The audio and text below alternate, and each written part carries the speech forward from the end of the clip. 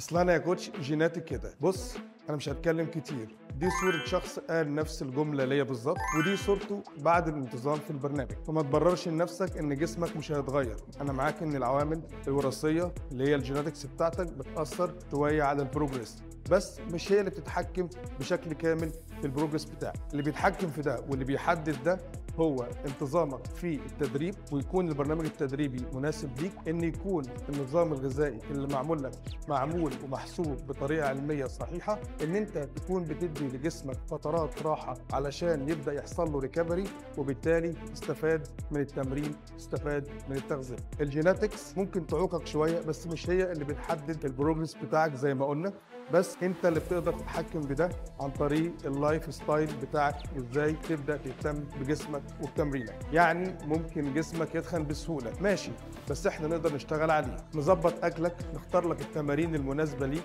ونوصلك للفيتنس جول بتاعك. محدش اتولد بفورمه، بس تقدر توصل لها لو انت مشيت صح. اكتب كلمه فورمه في الكومنتات، وخلينا نبدا نغير لك شكل جسمك وحياتك.